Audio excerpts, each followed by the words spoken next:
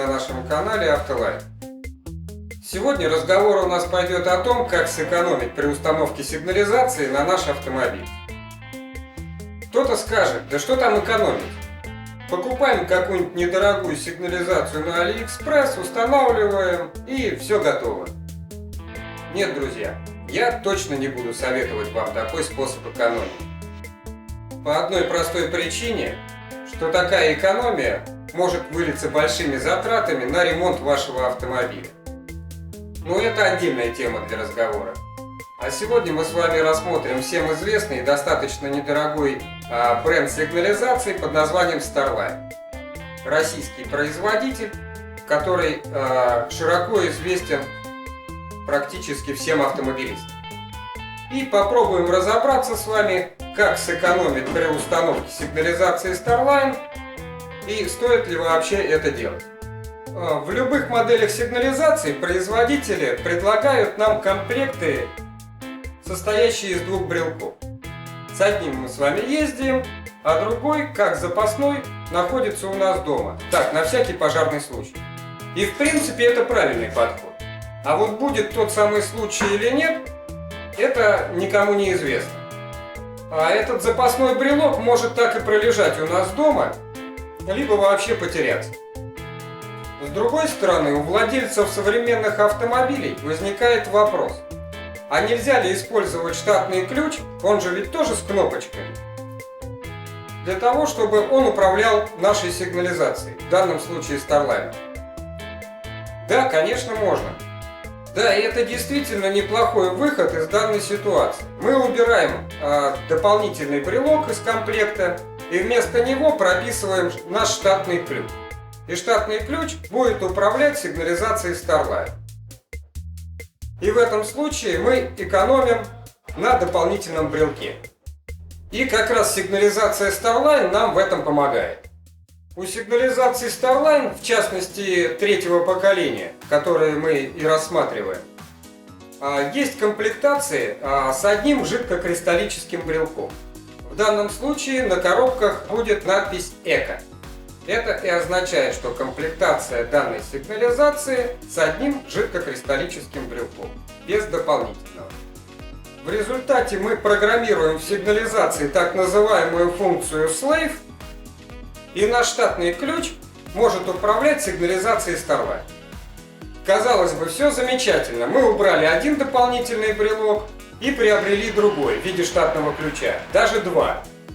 Так как в комплекте у многих автовладельцев к автомобилю идут два штатных ключа. Но здесь у некоторых владельцев может возникнуть совершенно справедливый вопрос.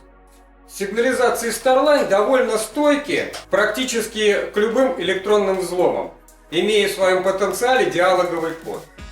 А вот скрыть штатную сигнализацию от автомобиля у угонщиков не представляет особых трудностей. И что же получается? Угонщик скрывает штатную сигнализацию, а она открывает сигнализацию Starline. И к чему тогда все эти диалоговые кода защиты? И это абсолютно справедливый вопрос.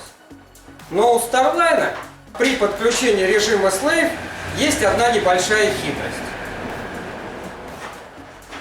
При включении данного режима мы программируем еще одну функцию. Это в таблице программирования 11-я функция, которая называется авторизация владельца при помощи метки в режиме Slave.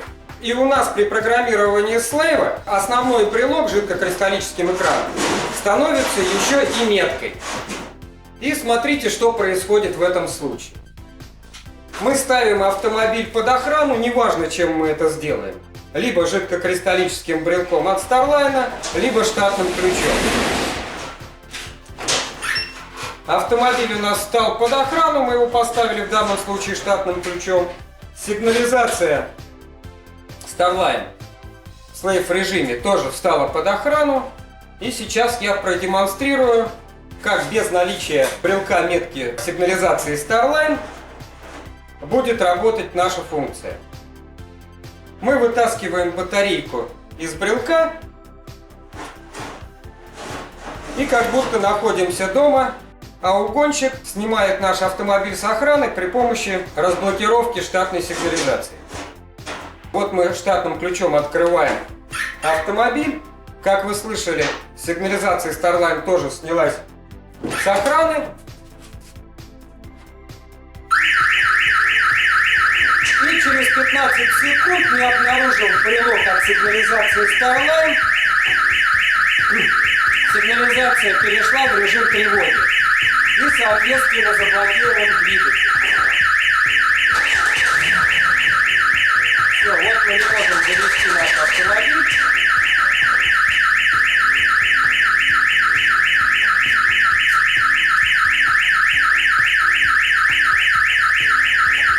Как только мы появляемся с нашим брелком меткой,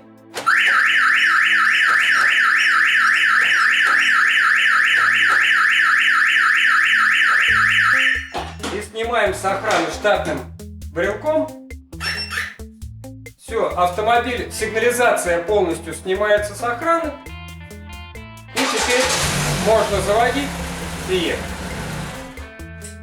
Вот такая защита предусмотрена в этом случае при подключении режима Slave.